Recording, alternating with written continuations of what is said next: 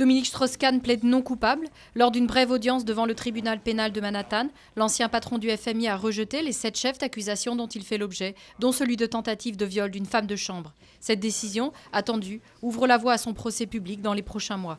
D'ici là, DSK garde encore la possibilité de plaider coupable et donc de négocier une réduction de peine. Après la fausse piste du concombre espagnol, les graines germées seraient à leur tour innocentées dans la traque à la bactérie mortelle. Les premiers tests sur des pousses d'une ferme allemande qui a été pointée du doigt se sont en effet avérés négatifs. De son côté, l'Union européenne annonce des compensations pour les producteurs de fruits et légumes dont les ventes ont chuté. Réunion extraordinaire sur le sujet mardi. Le procès d'Ivan Colonna se déplace sur les lieux du crime. La cour d'assises spéciale de Paris est attendue lundi soir à Ajaccio. Elle doit reconstituer à huis clos le meurtre du préfet Erignac il y a 13 ans. Des centaines de policiers et gendarmes quadrillent les rues de la ville. C'est la première fois que le berger de Cargèse revient en Corse depuis 2007. Les parents de Gilad Shalit portent plainte à Paris pour enlèvement et séquestration. Capturé il y a 5 ans alors qu'il faisait son service militaire en Israël, le jeune soldat franco-israélien est détenu dans la bande de Gaza.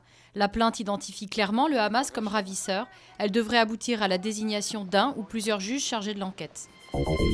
Le 67e anniversaire du débarquement en Normandie, marqué par l'inauguration du monument de la Pointe du Hoc, un lieu emblématique du D-Day, le bunker menaçant de chuter dans la mer, les Américains ont financé les travaux contre l'érosion pour préserver la mémoire de ces 225 Rangers qui escaladèrent la pointe dans des conditions terribles.